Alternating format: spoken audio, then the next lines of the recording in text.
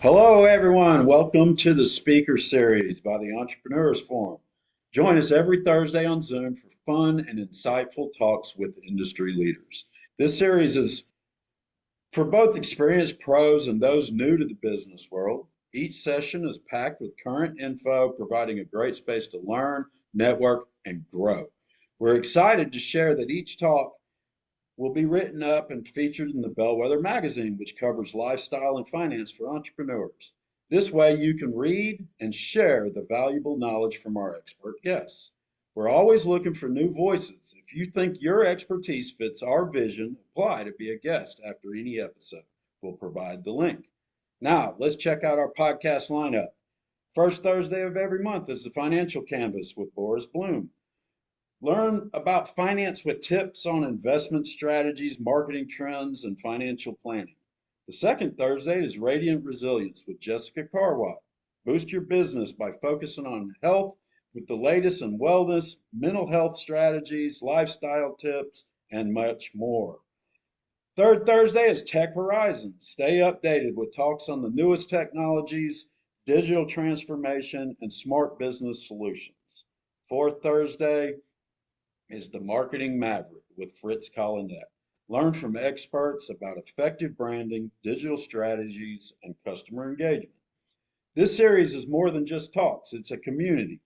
Join us on LinkedIn to share ideas and make connections, whether you're an experienced speaker, entrepreneur, or just starting out. Our speaker series is the perfect place to boost your knowledge, grow your network, and inspire your business journey.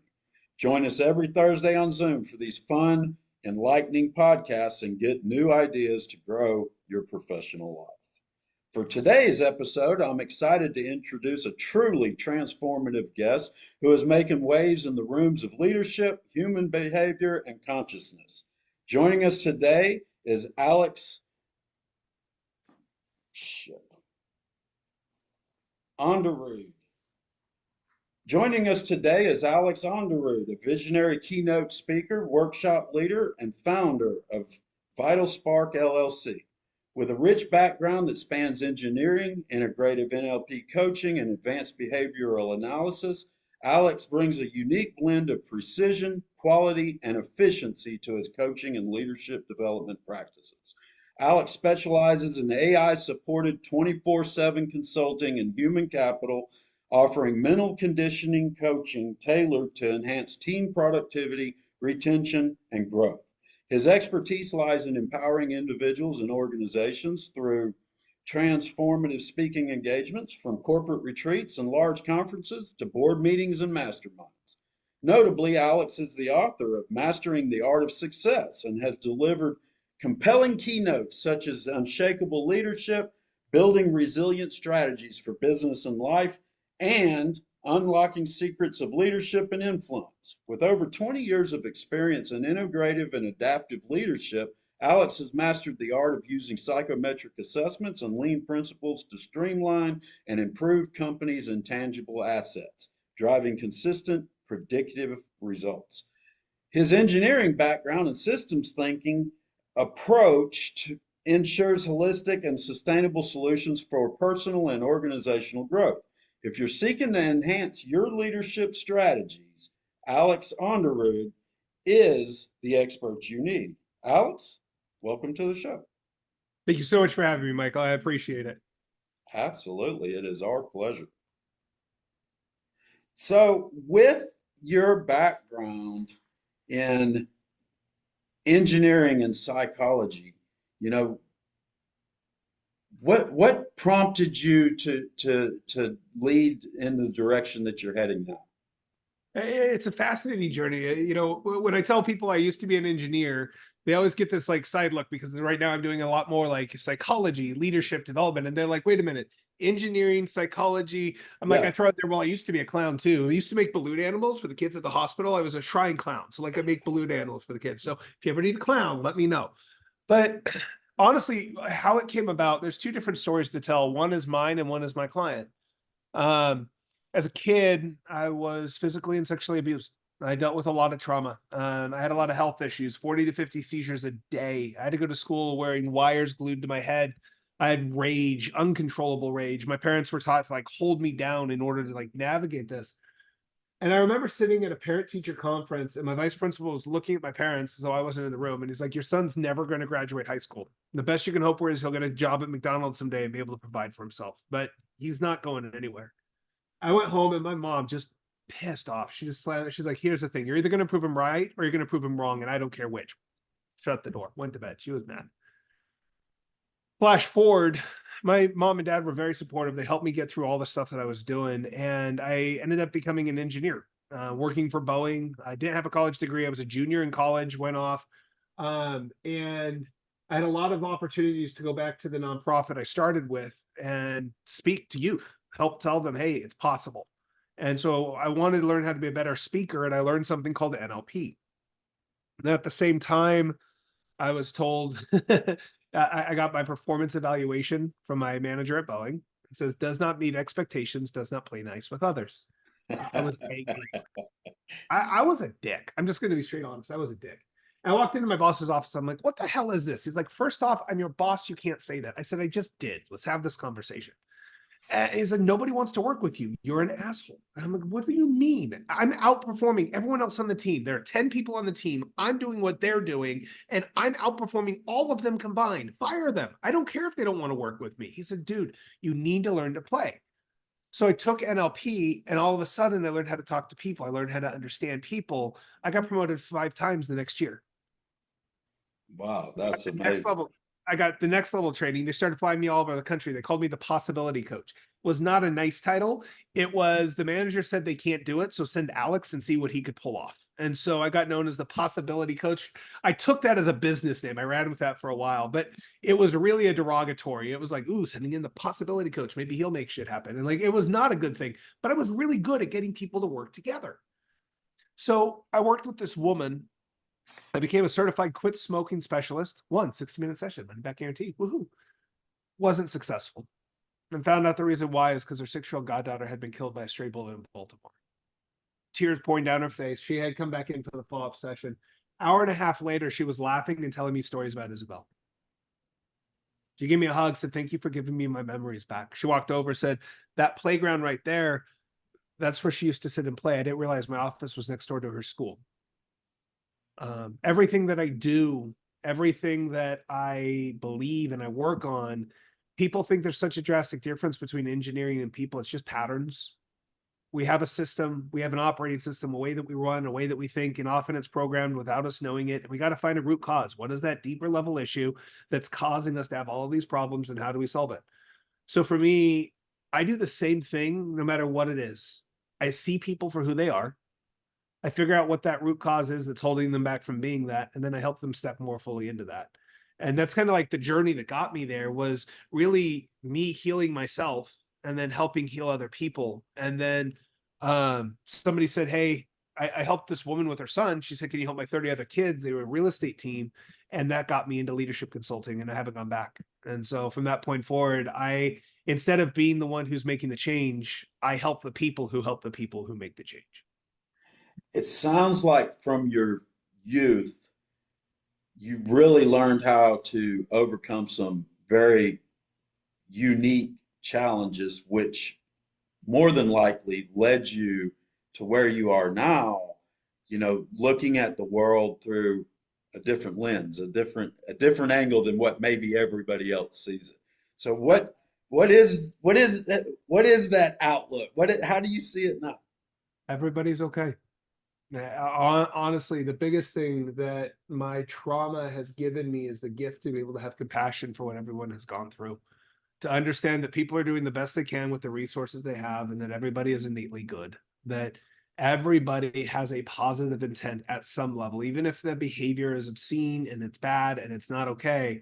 They're operating from their reality in a positive intent. And so, like, for instance, I gained a bunch of weight between my 8th grade year and my freshman year. I had to go to school with wires glued to my head. Sounds like a horrible story until I tell you I worked with a 16-year-old girl whose mom had committed suicide, and she was dealing with anorexia because her mom left to get her food and killed herself. And this girl says, you don't know what it's like to have the guilt and the shame, but also like the body image issues. You're a man, you have no way you could possibly understand. And I told her, you know what? I told her some stories about my guilt and my shame, but I also told her about the weight. She goes, holy, I'm a man who understands body image issues. I go, it's not the same thing, but I can have compassion for where you're coming from. A lot of my life has given me, all of my obstacles, all of my trials have given me a chance to have a heart for somebody else, to be able to see the world through their eyes. And I think that's my unique perspective, is to be able to not judge people, but to be able to see them, to see past all of the baggage and the trauma and the hurt and the patterns and the things that they're doing, even when they're doing it to me, to be able to go, I get it. It's okay. We'll figure it out. Let's keep moving. Well, to say the least, that is definitely a refreshing way to look at life, and unique to the world today, that someone is even able to do that. We all take on this responsibility and this weight of, all these negative things in the world that's fed to us through media or whatever. Uh, so that is refreshing that you're able to do that.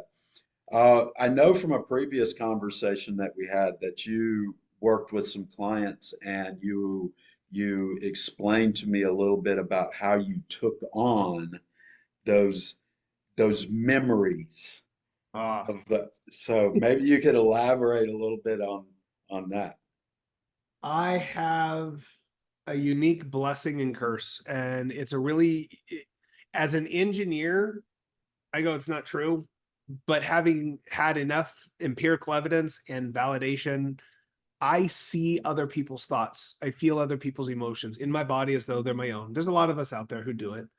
But one of the things that I have is I have a unique ability to be able to see other people's past experiences. The more they suppress it, the more it screams to be able to be seen. And so when I was a kid, I was physically and sexually abused, and I went to a therapist office, and it was, okay, he's been abused once or twice or something. And after a couple of visits, they said he's been ritualistically abused, because I took on all the memories of all the victims that had been in that office. But take it one step further, I also took on all the memories of all the abusers, the people who did it to the kids. And so inside my neurology, I can see through their eyes, their feelings, their experiences. When I'm working with a client, I can sit and I can say, hey, when you're 14 years old, tell me about it. They're like, how the hell do you know that? I'm like, because I can see it. I can feel it. Just the other day, I was at a friend's house, and their daughter was they were having a really hard time. They're like, oh my God, I'm overheating. I'm overheating. And like, finally the daughter fell asleep. And it's like, I need to go turn the air conditioning on. Like, the daughter was just sweating. I said, no, no, no, just put your hand right here.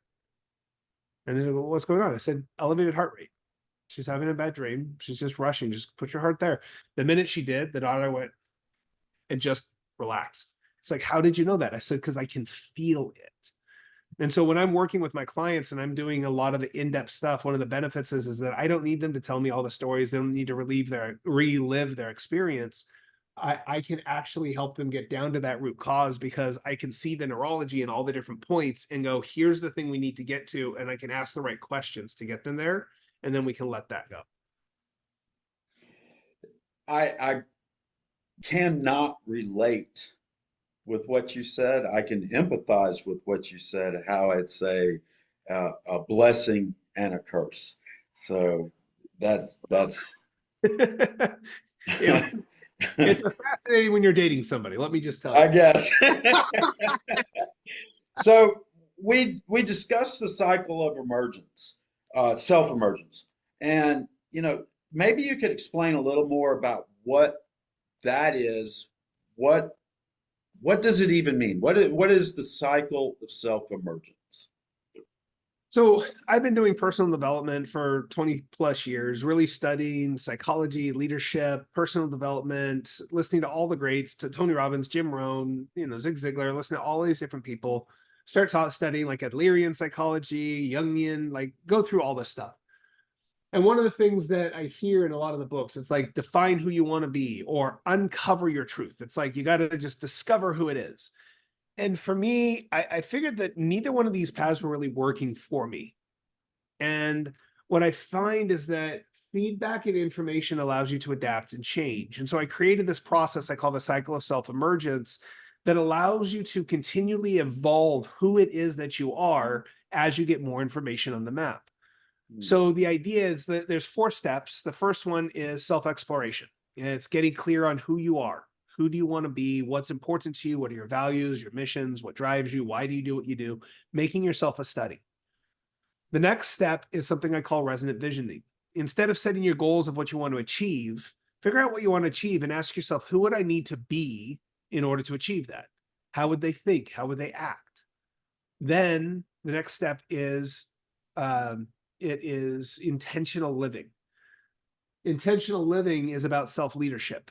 It's about making choices to override your neurological patterns and structures that you have and creating a space where you feel seen, safe, accepted, and protected by yourself in order to create that change in the shift. And then you have reflective evolution. Instead of looking at your results to tell you how you did, look at your results to tell you more about who you are. Let it enhance your map so that you can go through this cycle again and again and again. An example of this is if I get 100% on my test, I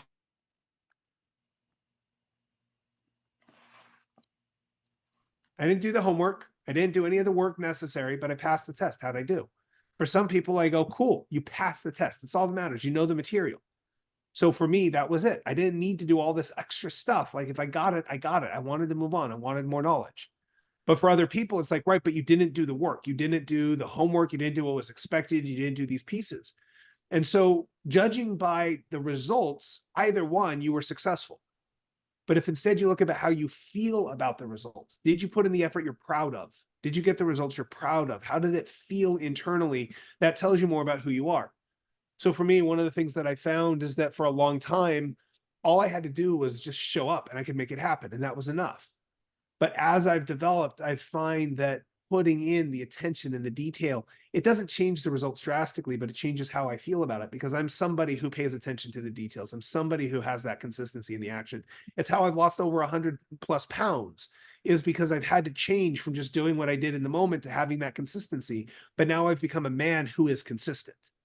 And that's that cycle of self-emergence is I use the feedback to tell me more about who I am to cycle that and continue to lead myself to become more of that. I love that. Look at your results to tell you who you are. Look That's at that's about the deep. results to tell you who you are. Yeah, Yeah. yeah. So a few minutes ago, you talked about how everyone is inherently good. Yes. And we see what society labels as monsters or abhorrent people or all these different labels and terminologies we can place on them. But you truly believe the philosophy that everyone is inherently good. It doesn't matter what they did or to whom or anything else, they're inherently good people. Yes. They're inherently good people. And here's the thing. If I take anything that you have done or anything anyone has done, you can create a scenario in which that somebody may have done the thing. Put in the right mix of abuse and trauma or threats or situations, change the meaning. It's like, oh my God, this person, I mean, we can go anywhere here, right? Right? Okay, cool. So this person raped somebody. Oh my God, that's absolutely abhorrent. You can't rape. That's bad. That's bad. That's bad. I go, they were protecting their own self-interest. They were taking advantage of other people and they were projecting their needs over everybody else. Doesn't sound like something like that. Kind of sounds like what a lot of people do. Their application of that was bad. They did it and they victimized somebody else. But when you're sitting and you're telling your story, are you actually interested in what the other person wants? Or are you more interested in what you want in that moment? So are you technically doing the same behavior that you're judging someone else for? Now, here's the thing, that person also, so I have a client I worked with and she was raped. And it was interesting. I was in a workshop in a training. I was telling people that you are responsible for everything in your world. And this woman stand up and said, do you mean to tell me that I caused myself to be raped? And I'm like, you're not to fault. You're not to blame. You chose the route. You did the thing. I'm saying that you had contribution to creating the scenario. I'm not saying it's your fault. And after the training, oh my God, everyone rushed the stage. They were so livid at me and they were tearing me apart. And this woman walked up, tears in her face. And she told them, she's like, shut up. She looked at me and says, I don't like you. I said, hey, I'm so sorry. And she says, no, you don't understand. You're the first person who didn't treat me like a victim. Mm. She reached in her purse and she said, the thing that I've thought about was that I had these in my hand. I don't have my, oh yeah, I do. She said, I have these in my purse. And she said, the thing I didn't realize was that at any point I could have grabbed them. That I had power that I gave to that man. And she's had tears in her eyes. She said, I had power that I gave to that man. And the problem isn't that he took my power. The problem is that every person who saw me afterwards continued to give it to him. You gave it back to me. That's She now interesting. goes around, she teaches, she talks about how everything is a weapon that you can defend yourself and that you never need to be a victim, even if you have been. And the thing for me is that if I believe that somebody is innately bad, somebody is innately broken, I have given up all of my power to be able to help them, influence them, or create change. I would much rather believe a reality that all people are innately good because then I have room to create the change in their life. For me, everything in reality, nothing's real. Everything is perception. You can't prove anything's real. This phone, see it optical nerve into the brain, you touch it, it's electromagnetic disbursement of energy, again, in the brain, hallucinate, you feeling it here. And even if you agree with me, I'm observing you agree with me, which is again happening here. So how can I prove outside of my mind anything's real? You can't. So I just change the rules of reality to suit what it is that I need. And for me, believing everyone is innately good allows me to create that in my life and be able to heal people or work with people to help them. So, what would you say to the people that, Alex, you're just justifying what they did? No, the behavior is absolutely unacceptable. I'm not justifying what they did. What they did was inherently bad. That's not my thing. But I'm separating the person from their behavior, that the person is not their behavior. And you don't understand what the ripple effect is. Those people who abused me and created trauma in my life have healed thousands and thousands of people because of what they put me through. They are not bad people. They actually have had a really positive impact in the world. They hurt me, but they've had a very positive impact in this world. You see, the thing is that when we start looking at individuals, we look at them from a perspective of we as the center of the world. But if instead we look at an integrated system, there's no way to know. Like, I'm sitting in this chair, somebody had to make this chair, somebody had to source the materials. They didn't know their purpose in sourcing that material was so that I could sit here and have a conversation with you. The idea that anything is innately good or bad, it's all contributions to the ripple effect that's creating our reality. And you have no idea how far those ripples spread. All you can do is align to who you are so that you can create your own unique impact. And if we all do that, the entire consciousness rises. That's the goal. The goal is for everyone to just be you. And if you're a dick, be a dick. I don't care. But be a dick in a way that's going to have a positive impact in the world. And if you're a really good guy, then you're going to find some way to counterbalance that, because everything is okay and it has a time and a place, and wherever it goes, it just doesn't need to be in my world because it's not okay in my world. Does that make sense? It does make sense. Yeah. And, you know, everyone has a unique outlook on the world. And this just goes back to your very specific and very unique outlook on the world and the people that are residing in it. You know, we're all sharing the same space. Uh, I've got a friend who Very calls interesting. the people who are close to you are real people, and the people who aren't close to you, they're NPCs. They're non-playable characters. They're just those nuances in the computer game. Like, but here's the thing: they all have an effect. That I think that is probably the biggest takeaway that I've had out of everything in my life is that every trauma that I have ever experienced has led me to be able to help somebody else. And I have to believe that every trauma that I've caused has had the same effect. That there isn't anything innately good or bad. It's how you use it. Yeah, that's excellent. Kind of got the hairs that I don't have standing up on my neck.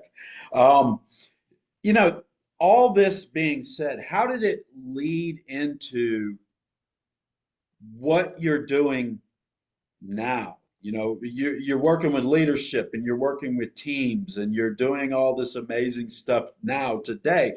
How did this path lead to that, and what inspired it? I have been helping people with mental and emotional trauma for years, and I went broke doing it because there were a lot of people who needed help who couldn't afford it. Mm, And so what I did was I started doing a scholarship. For every dollar that comes in, I donate to scholarships to help people get access to alternative or complementary care that's not covered by insurance. But I worked with medical doctors who were suicidally depressed. found out that doctors and that the medical community has the highest rate of suicide out of any profession. And here's the thing that most people don't think about is if they go to a psychologist and say, I need help, they lose their license. But because I wasn't a medical professional, they could come to me, but they couldn't give me referrals because they couldn't admit they saw me. But I got to help a lot of doctors who were suicidally depressed. I worked with kids, I worked with single mothers, I worked with leaders. And a lot of the people who were really struggling with depression, almost everyone had the same underlying thing is nobody sees me. I put on this mask and nobody sees me. And my gift is that I see people. And so it's so funny because I create an environment where it's safe to be seen. And even the people who have these solid walls, they come crashing down around me because I make it okay. But what I found is that if I work with the leaders and I help them learn to adapt their leadership style to be able to get more productivity, more results, honestly, I'm fighting depression. I'm just helping the leaders see their people. So I'm solving the problem at one of the roots, which is at work. Most people don't feel valued by the people who are leading them. And if I can help those leaders see their people, I can solve those people feeling unseen.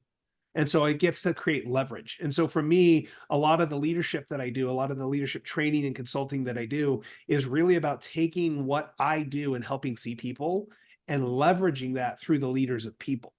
So much so that I got certified in psychometric assessments so that I could teach people how to read because my trauma allows me to read anyone. I can tell you, I can walk into a bar and I can tell you what happened when they were 12. Like it's just a gift. But once I got introduced to personality assessments, I could show other people the patterns. And now it's like being able to create a tool for somebody to be able to understand why they are the way that they are and to understand their strengths because of that. You have somebody who's really shy, reserved, they're in sales, they're never going to be successful. I teach them to ask better questions and listen. They don't need to be the one talking in sales. In fact, the most successful salespeople ask really good questions and then they listen. And the person will give you everything they need to sell. But their entire life, they're like, here's the script, say the thing, shake the hand, be outgoing. No, no, no, be you. But how can we take you, take your environment and have you be you and be successful? That's all it is. And so a lot of how I got to where I am is trying to create leverage because I can't do it myself. I need help. Yeah, none of us can do it alone. That's been proven over the years, right? It all Right. takes help. So I love that you said that nobody sees you. And that's, that it's kind of led to some of the things that you're doing now. And, with the advent of this latest, greatest technology that's out there, and technologies that we don't even know about yet that, we do know that they exist, but they haven't been released to or on the public yet, I guess. Right. So, the DISC assessment, it touches on 4 different personality traits or whatever that may look like. And now you've created something that I'm not going to say has made it obsolete, but makes it very surface level. Do you want to elaborate on that a little bit or? So I was known for the disc guy for a long time because I could walk in, I could tell you someone's disc profile and within 3 minutes of talking to them without ever, and people are like, how do you do that?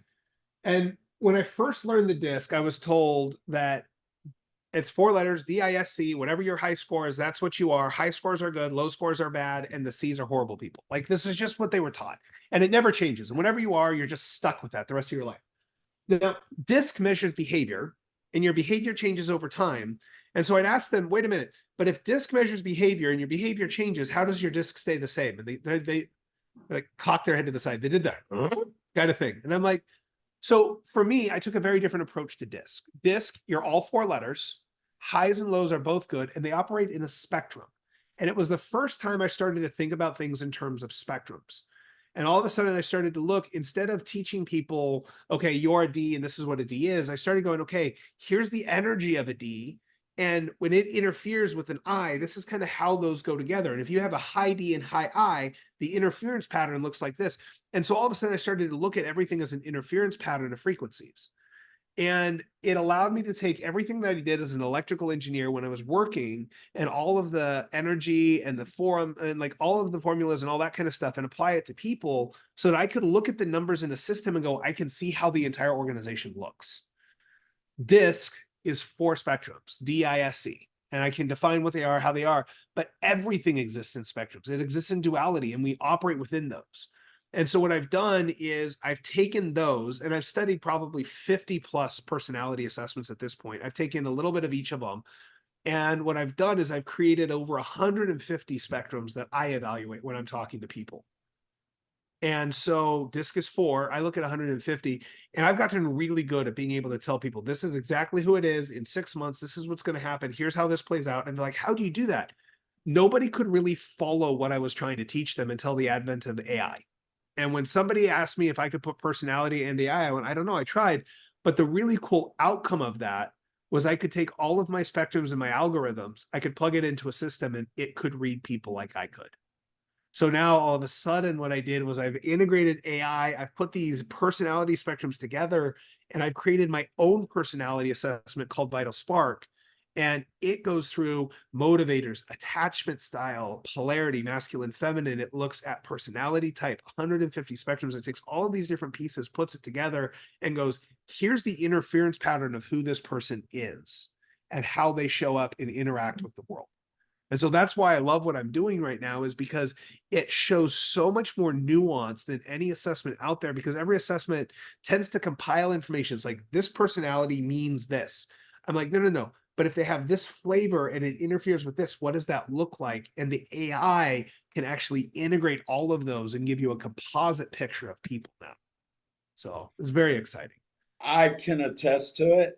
It's more than exciting. If you're not sure about who you are, if you just think you know who you are, I can almost promise you you don't. So I took the assessment, and I can assure you it is so spot on and a little bit scary about what it reveals about yourself at how accurate it is. Because a lot of people, oh, I'm this guy and I recognize this and I recognize this, but some subconsciously, there's a lot of things that we really don't recognize until it's pointed out to us, and then yes, that's exactly right. And you may not want to admit it, but it's exactly right. And it's very revealing. Yeah. The benefit of understanding yourself at the level. So the assessment, when you get your report, if you buy the detailed report, it goes into how to help yourself get back into an empowered state. It lists, here's the things that cause you to be emotionally dysregulated, that cause you to get triggered. And one of the things that, if you look at childhood development theory as well as leadership theory, I've created my own version of attachments, like the attachment, secure attachment. In order for somebody to be able to be empowered, in an empowered state, they need 4 traits. They need to feel seen, safe, accepted, and protected. Seen and accepted is feminine. Safe and protected is masculine. And the harmonious balance is what effective leadership is. If you can bring that to someone, help them feel seen, safe, accepted, and protected, they step into an empowered state where they can go venture off, take risks, do the thing, and accomplish their goals. This assessment actually walks you through how to give that to yourself, or how other people can give that to you, so that you can feel seen, safe, accepted, and protected. So when you get triggered, how do you get back into an empowered state and take that next step? Super interesting. Um, and I'm going to presume that we can leave a link in this for people to take that assessment. Definitely. VitalSpark.ai, easy to go, take the assessment. And it's $27 for the detailed report. And so it's very easy to do, but there's a free report that tells you your personality type. That's got a lot of information in there. But even just answering the questions, and the fact that you have to reflect on it gives you a lot of insight into yourself as you go through the assessment. Yeah, I'm glad you touched on that because it very much did me when I took the assessment.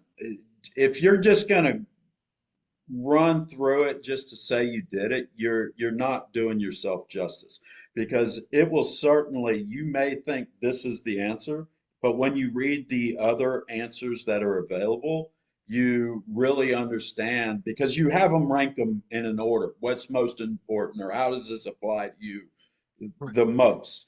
And when you really read all the answers, it really makes you think and reflect on the things that you do in life every day, and what is your view of things. So it's I enjoyed the assessment. It really opened my eyes to who I am as a person, and and at a deeper level. So that was very refreshing. It is, and I think a lot of people, when they take assessments, they try and get the right answer. And I think the biggest thing to realize is that there isn't a right answer. This is a continuous process. You're constantly evolving and growing, and the better snapshot you can get of yourself, it's a map of you so that you can set better goals. That's all it is. And there's nothing right or wrong. There's nothing good or bad. And everyone's like, if I could just be more like this, okay. But you need to. It's holding the duality. I am perfect just the way that I am. And because I love myself, I strive to be better every day. It's both. And being able to hold those dualities and being able to really understand that everybody is perfect just the way that they are. They're not broken. They don't have a problem. They may not be happy with where they currently are. But all that means is that they need to shift, and they've got the power to, because I believe that everyone is infinitely powerful, valuable, safe, and loved. And because they've forgotten one of those four fundamental truths. That's it. You're infinitely powerful because you have the ability to change anything in your life. You have the ability to make a different choice, different situation. You can move, you can change. You have complete control over changing anything in your life. You are infinitely valuable. We talked about this from the integrated spectrum perspective. Instead of looking at you at the center, the ripple, the guy who made this chair didn't know he was making it so that I could sit and talk to you. So you're infinitely valuable because your presence, your essence, not what you do, not what you've achieved, not what you've touched, not the lives that you've touched, just your essence and being has value because you're part of an integrated system that without you wouldn't function. You're infinitely safe because as an energy, we are all energy, cannot be created or destroyed. So the bottom line is that you're infinitely safe, especially in a lot of our modern society. The things that we treat of threats like being rejected or going broke aren't life-threatening.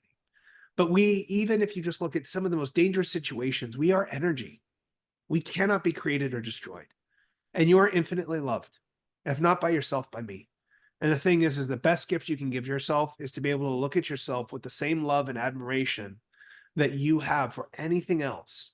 And to be able to give yourself that unconditional acceptance that you truly have value and that you are uniquely special in this world. And if you can give that to yourself, that love will be able to radiate throughout the entirety of humanity and raise the consciousness of the world. So for me, the biggest thing that I want everyone to know is there are four fundamental truths. They're infinitely powerful, valuable, safe, and loved. And as long as they remember that, anything's possible. That's beautiful. So we've talked a lot about the self. What Yeah. me, right? We're all selfish beings at the end of the day. Okay. And we could have these traits to where, we want to impact humanity in a positive way or help others in some manner, shape, form, or another. But at the end of the day, if you don't take care of number one, you can't take care of anybody else. Right. So we've talked about self, but what you're doing is you're working with leadership and teams. So how does understanding these personalities benefit the leadership of these organizations that you're working with, and how do they use that to generate high performance teams or better outcomes or more sales or whatever the catchphrase of the day is? There is a theory in NLP called the law of requisite variety. The person with the most flexibility controls the system. And I believe that the person who has the greatest adaptability has the greatest influence in the outcome and the results that they see.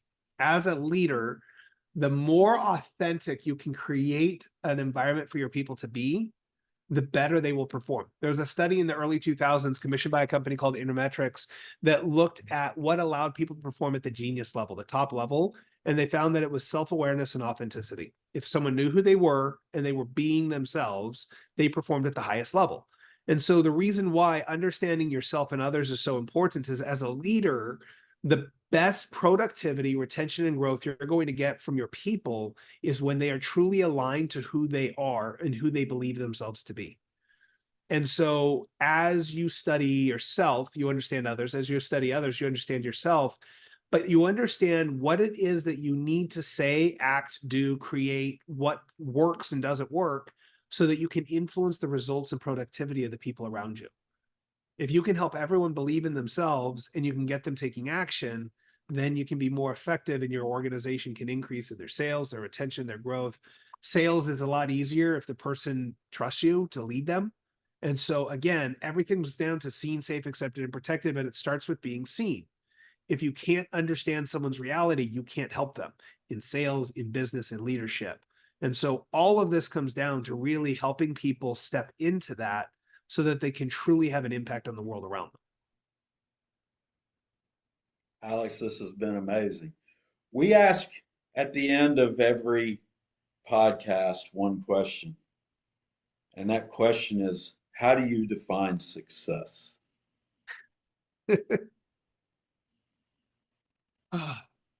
Success for me, and it's funny that you asked that question because that's actually the last question. One of the questions they ask in the interview for the Mastering the Art of Success is, how do you define success? And I'm laughing because my definition really hasn't changed. Success is the moment where you are both completely content with where you are and striving to be all that you can be without there being conflict. Excellent. If someone wants to work with you or reach out to you, how do they do that? Provide them? So we'll put links down below. Alex Aanderud, if you go to alexanderud.com, if you go to Alex Aanderud on Instagram, YouTube, Facebook, you can find me. Biggest thing is just send me a message, reach out, connect, ask me a question. I've got a lot of workshops that I do, a lot of trainings I do. If you want me to come out for your team or your organization, if you're looking for coaching, I've got online programs that I run. There's a lot of different opportunities, but the starting point is always a conversation for me. Let's figure out what the right fit is, what the next step is. Perhaps it's a video, it's a book, or perhaps it's talking with me, but we'll figure it out. So just reach out, connect, send me a note, send me a DM. Email doesn't work really well. I'm not really great on email, but send me a note and we'll connect. Yeah, he's not great with email. Everything else, 100%. Email, we Not so might get much, to that. but I know my weakness. It's like, I know it. Yeah. Alex, this has been amazing. I greatly appreciate you coming on and sharing with us today. Very, very revealing. Your story is just super inspiring. And I hope that our audience, took away a ton of value. I know I did. And I know you shared a ton of value. So if they didn't, it's their own fault, right? So, Well, so thank you thanks so much for again. having me. Such a blessing. I appreciate it, Michael. Well, I look forward to speaking again very soon.